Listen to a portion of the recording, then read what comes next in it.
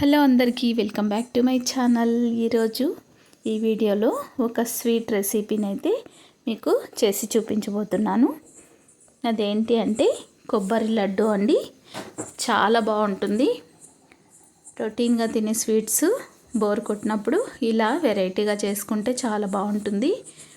వినాయక చవితికి చాలామంది కొబ్బరికాయలు కొట్టుంటారు కదా ఇంట్లో. అవి వేస్ట్ కాకుండా నేనైతే ఇలా కొబ్బరి లడ్డు చేశాను. నచ్చితే మీరు కూడా ట్రై చేయండి. చాలా బాగుంటుందండి.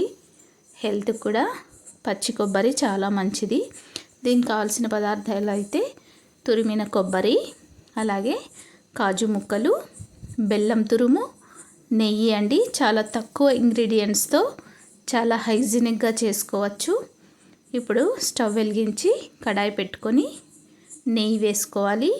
ఈ నెయ్యి హీట్ అయిన తర్వాత కాజు ముక్కలు వేసుకోవాలి. ఈ కాజు ముక్కలు గోల్డెన్ బ్రౌన్ కలర్ వచ్చే వరకు వేయించుకోవాలి.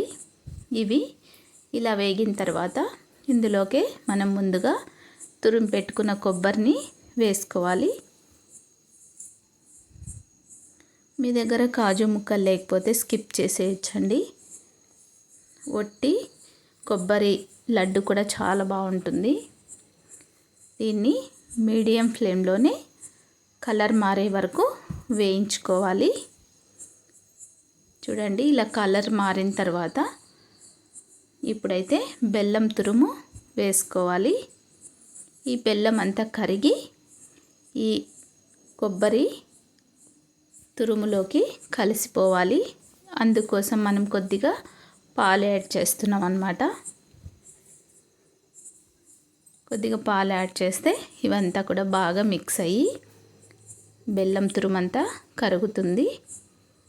ఇలా మెల్లిగా కలుపుతూ ఉండాలి. మాడిపోకుండా చూసుకోండి. ఇలా పూర్తిగా కలర్ చేంజ్ అయిపోతుంది. అప్పుడు ఈ మిశ్రమాన్ని ఒక ప్లేట్లోకి ట్రాన్స్ఫర్ చేసుకోవాలి. ఇలా అంతా ప్లేట్లోకి వేసిన తర్వాత కొద్దిగా చల్లారినాక వీటిని లడ్డూల్లాగా చేసుకోవాలి. చాలా బాగుంటాయండి లడ్డూలు. పిల్లలకు కూడా హెల్తీ ఫుడ్ అన్నమాట. ఈవినింగ్ స్నాక్కి యూజ్ అవుతాయి. చాలా బాగుంటుంది. లేదా ఎవరైనా గెస్ట్లు వచ్చినప్పుడు కూడా ఏదైనా స్వీట్ చేయాలి అనుకుంటే అప్పుడు ఇలా చేసి పెట్టండి. చాలా బాగుంటాయి. వీడియోని ఎక్కడ స్కిప్ చేయకుండా చూస్తేనే మీకు అర్థమవుతుంది ఎప్పుడు ఏ ఇంగ్రీడియంట్ యాడ్ చేయాలి అనేది. ఇలా అన్ని లడ్డూలు చేసుకున్న తర్వాత ఇలా ఒక ప్లేట్లోకి సర్వ్ చేసుకుంటే అంతేనండి. టేస్టీగా వెరైటీగా మన కొబ్బరి లడ్డూలు అయితే రెడీ అయిపోయాయి. ఈ వీడియో మీకు నచ్చినట్లయితే లైక్ చేసి, షేర్ చేసి, సబ్స్క్రైబ్ చేయండి. గంట సింబల్ ప్రెస్ చేయండి.